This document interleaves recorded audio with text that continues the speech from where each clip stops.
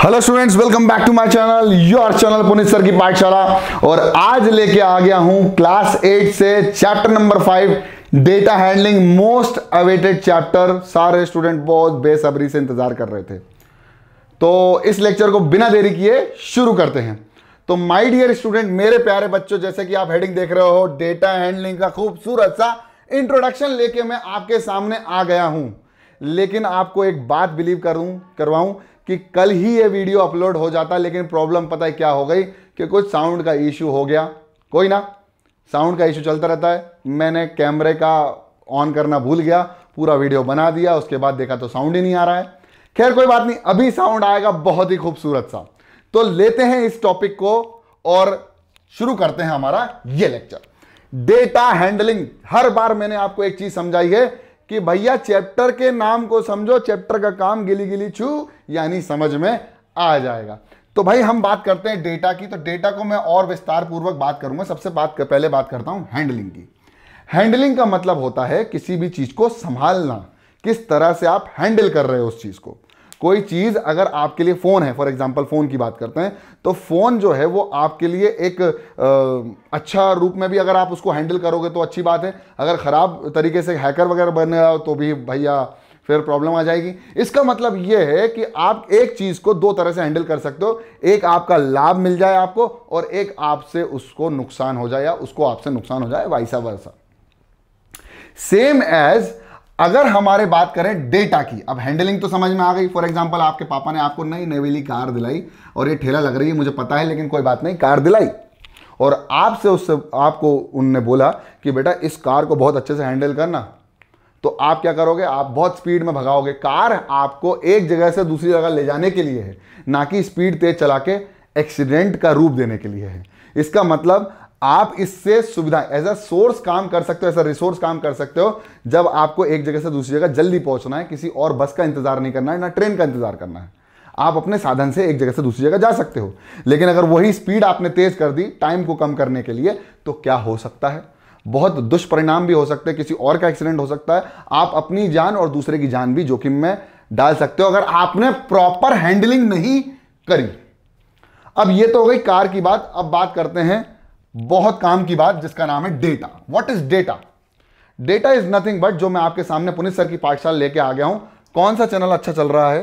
Puneet sir की पाठशाला अच्छा चल रहा है, क्लास 8 के लिए, 9 के लिए, आप देख लो, 12th के लिए भी चल रहा है। अच्छा, ये इंफॉर्मेशन है, क्या है? ये जानकारी है। जानकारी भाई, तुम्हारा नाम क्या है? मेरा नाम है सर पुनीत। अच्छा ठीक है, आपकी उम्र क्या है? मेरी उम्र 28 है। अच्छा, आपका रोल नंबर क्या है? भाई रोल नंबर तो ठीक नहीं, पढ़ाने लग गए, अब रोल नंबर वगैरह तो नहीं है।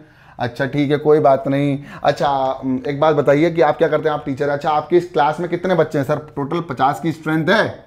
उन 50 की स्ट्रेंथ की लिस्ट है आपके पास नाम की? हाँ, रोहित है, एक नाम तो रोहित है, एक अजान है, एक अजान के बाद मुझे याद नहीं आ रहा सर, मैं अपनी अटेंडेंस रजिस्टर देख लूँ। हर टीचर अपना एक अटेंडेंस रजिस्टर मेंटेन करता है। उस अटेंडेंस रजिस्टर में अगर आप थोड़ा सा ध्यान दें, अगर आपको पता हो, आप स्टूडेंट आपको पता तो होगा कि हर नाम को एक ऑर्डर में लिखा जाता है, जिसका नाम है अल्फाबेटिक ऑर्डर। अल्फाबेटिक ऑर्डर क्यों लिखा जाता है? अल्फाबेटिक ऑर्डर इसलिए लिखा जाता है जब हम इस डेटा को जो ये नाम है, जो इनकी उम्र है, जो इनका रोल नंबर, जो इनका पता है, जो इनके पेरेंट्स के नाम है, इनको जब यूज करने या इस्तेमाल करने की जब बारी आई, तो हम इस अल्फाबेटिक ऑर्डर से इजीली उस स्टूडेंट का नाम पता कर सकते हैं और जल्दी से रजिस्टर में ढूंढ सकते हैं, यानी रिट्रीव कर सकते हैं। तो डेटा को सिर्फ स्टोर करना he is not important. Data को सही तरीके से स्टोर करना, यानी सही तरीके से हैंडल करना, सही तरीके से रख रखाव करना भी बहुत ज्यादा इंपॉर्टेंट है। और इसी इंफॉर्मेशन को जब हम सही तरीके से लिख दें, एक पर्टिकुलर जगह पर स्टोर करके रख दें, तो इसी प्रोसेस को क्या कहा जाता है? Data handling. फॉर एग्जाम्पल आपकी क्लास में 50 बच्चे हैं, उन 50 बच्चों के नाम अगर मैं अल्फाबेटिक ऑर्डर में ना लिखूं तो क्या होगा? तो जब आप किसी बच्चे का नाम पूछने की कोशिश करोगे तो बोलोगे अच्छा ठीक है मैं ढूंढता हूँ। पूरी लिस्ट में ढूंढने में टाइम की खपत लगेगी ना, आप परेशान हो जाओगे। टाइम ढूंढ के टाइम लग जाएगा, आपको समय लगेगा, मिल तो जाएगा लेकिन समय ज़्यादा लगेगा। लेकिन अगर आपने वही अल्फाबेटिक ऑर्डर में लगाया, जैसे फॉर एग्जांपल आपको पी से कोई नाम है बच्चा और उसको ढूंढना है, तो आपको पता चल जाएगा कि ऊपर तो नहीं मिलेगा, थोड़ा नीचे ही मिलेगा। अगर कोई बच्चा बी से नाम आता है तो क्या करेंगे, उसको बीच में ढूंढेंगे ए के बाद। आपको पता रहेगा ए बी सी डी में पी कहां आता है, आर कहां आता है, जेड कहां आता है, वाई कहां आता है। लेकिन फॉर एग्जाम्पल अगर मैं बात करूं पूरे स्टेट की, जैसे मैं मध्य प्रदेश में रहता हूं, तो मध्य प्रदेश में कितने बच्चे रहते हैं भाई, 5 लाख बच्चे हैं क्लास 10th के। और सीबीएसई को हर बच्चे का डेटा स्टोर करके रखना है। तो फॉर एग्जाम्पल अगर 5 लाख में से 1000 बच्चों के नाम भी रोहित मिश्रा हो गए, फॉर एग्जाम्पल मेरा स्टूडेंट है रोहित मिश्रा हो गए, तो क्या करेंगे? 1000 बच्चों के नाम भी रोहित मिश्रा होगा तो परेशान हो जाओगे ना। यानी अब अल्फाबेटिक ऑर्डर काम नहीं करेगा। डेटा को सही तरह से हैंडल करना, डेटा ज्यादा हो तो अलग तरीके से हैंडल करना है, डेटा कम हो तो अलग तरीके से हैंडल कर लो। लेकिन अगर डेटा ज्यादा हो तो अलग तरीके से। अब अल्फाबेटिक ऑर्डर काम नहीं करेगा, अब क्या करेगा? तो आप लोग देखेंगे कि क्लास 10th में आपको एक बहुत खूबसूरत सा नंबर मिलता है जिसका नाम है रोल नंबर। फॉर एग्जाम्पल आपका रोल नंबर है 410102। तो अब आपके नाम के अनुसार आपकी लिस्ट नहीं बनेगी, अब आपके रोल नंबर के हिसाब से आपकी लिस्ट बनेगी, क्योंकि ये आपकी यूनिक आइडेंटिटी है। नाम आपकी यूनिक आइडेंटिटी नहीं। क्लास में 5 बच्चे, 10 बच्चे, 50 बच्चों में आपकी यूनिक आइडेंटिटी हो सकती है नाम पुनीत दुबे। लेकिन सोचो कि अगर 5 लाख के अंदर अगर मैं यूनिक आइडेंटिटी ढूंढने जाऊं तो क्या होगा? पुनीत दुबे कितने हैं? अरे यार सर 50 हैं। कौन सा पुनीत दुबे होगा यार, पता नहीं। उसका रोल नंबर क्या है? रोल नंबर निकाल लिया, खेल हो गया। इसका मतलब यह है कि आपको डेटा को हैंडल करना भी आना चाहिए। किस तरह से कितना डेटा है उसको किस तरह से हैंडल करना है, यही डेटा हैंडलिंग होती है। सिर्फ नाम लिख देने से, इंफॉर्मेशन लिखने से वो डेटा नहीं होता, वो होता है रॉ डेटा, कच्चा पका हुआ नहीं, जिसको सही तरह से हैंडल नहीं किया गया। रॉ डेटा, रॉ इंफॉर्मेशन या रॉ डेटा हमारे कोई काम का नहीं होता। होता तो है लेकिन इतने काम का नहीं होता। क्यों? क्योंकि जब हमें फॉर एग्जांपल आप डेटा स्टोर करते ही क्यों हो? आपके पास मेमोरी वगैरह है, रैम वगैरह है। मेरे पास फॉर एग्जांपल अभी 2 टेराबाइट की हार्ड डिस्क है और मुझे इतने सारे वीडियो बना दिए, मैंने करीबन 500 वीडियो बना दिए, जिसमें से 250 वीडियो अपलोड कर दिए, कुछ लाइव क्लासेस हैं। अब मुझे स्टोर करके रखना है, तो मैंने जैसे ही आया मैंने डायरेक्ट बड़ा मैंने कोई फोल्डर नहीं बनाया, मैंने स्टोर करना चालू कर दिए। अब किसी बच्चे ने बोल दिया सर मुझे उस दिन का वीडियो चाहिए, अब क्या होगा? अरे सर फंस गए, क्योंकि सर आप हर एक वीडियो को प्ले करके चेक करेंगे कि वो कौन सा वीडियो मांग रहा है। लेकिन अगर मैं स्टोर करते समय ही उसको सही तरीके से डेट डाल देता या टॉपिक लिख देता, तो मैं सिर्फ सर्च करता टॉपिक आ जाता। अभी तो ना मैंने टॉपिक डाला, मैंने सिर्फ वीडियो धड़ल्ले से जैसा मुझे मिला मैंने डाल दिया। इसका मतलब डेटा को हैंडल करना बहुत इंपॉर्टेंट है। डेटा ही जरूरी नहीं है, डेटा जरूरी है, लेकिन उसको प्रॉपर तरीके से हैंडल करना क्यों जरूरी है?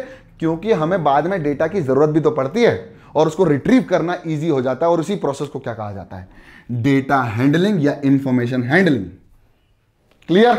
समझ में आ गया? What is data? Data is nothing but the entry of entity.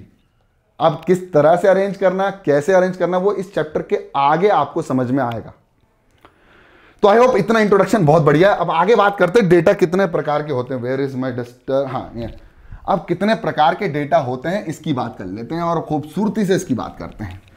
तो मेरे प्यारे बच्चों, जब आपके पास एंट्री कम हो, फॉर एग्जांपल 10 स्टूडेंट की एंट्री और उसके फॉर एग्जांपल 10 स्टूडेंट के आपके मार्क्स आए हैं 2, 3, 4, 0, 1, फिर आए हैं 3, फिर आए 4, फिर आए 2, फिर आए 3, फिर आए 4, फिर आए 5।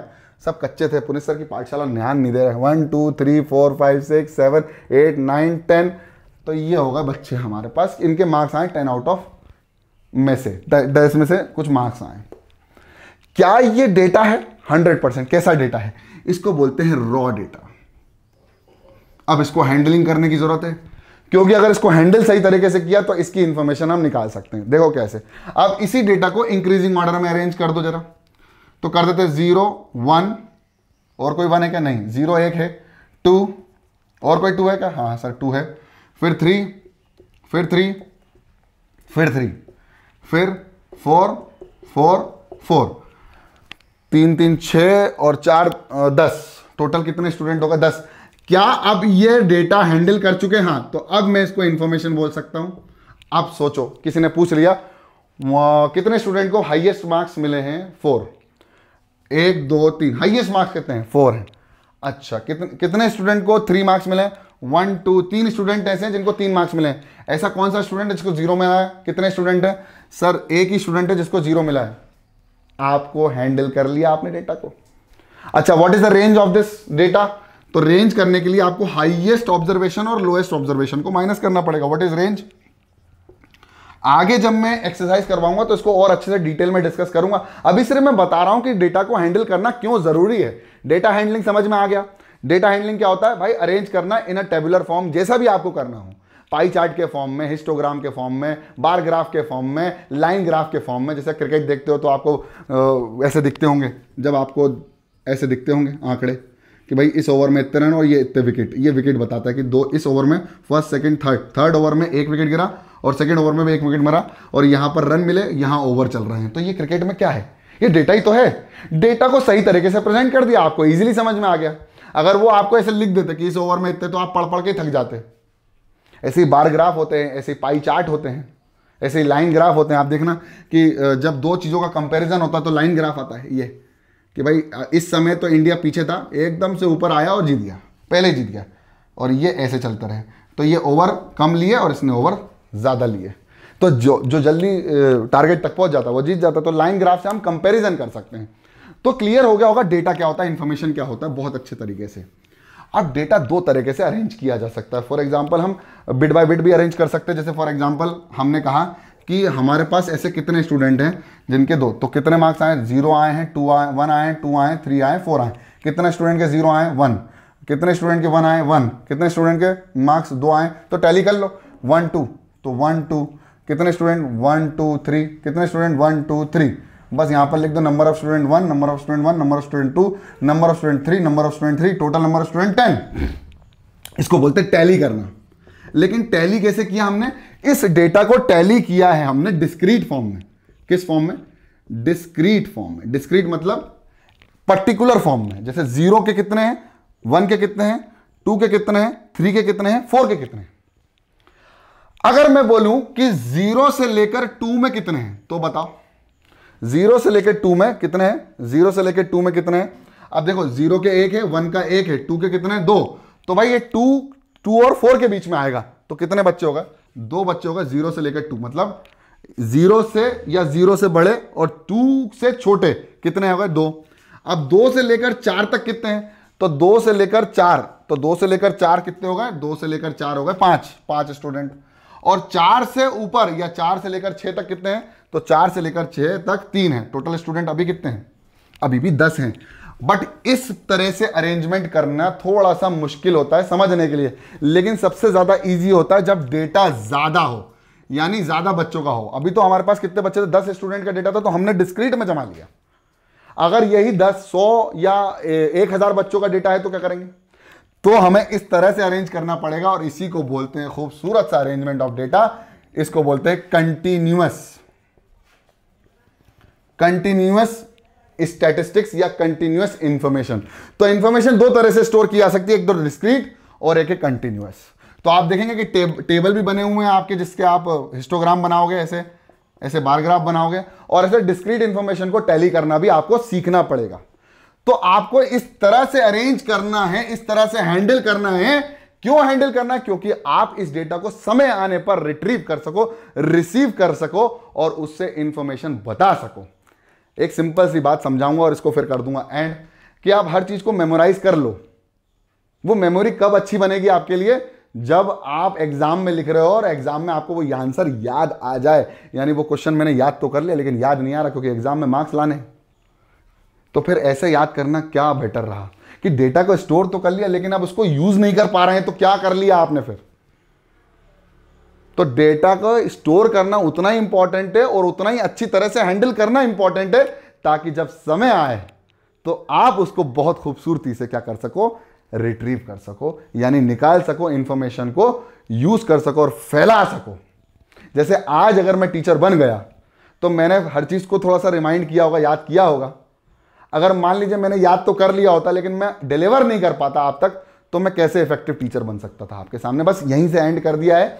और आई होप आपको ये खूबसूरत सा इंट्रोडक्शन डेटा हैंडलिंग का समझ में आया तो पसंद आया तो लाइक कर दो, चैनल में नए हो तो सब्सक्राइब कर दो, अभी कमेंट कर दो। और जय महाकाल लिख दो, और समझ में आ गया तो लिख दो सर समझ में आ गया, सेकंड पार्ट जल्दी लेके आओ। तब तक के लिए पढ़ते रहो, बढ़ते रहो, देखते रहो पुनीत सर की पाठशाला। जय हिंद।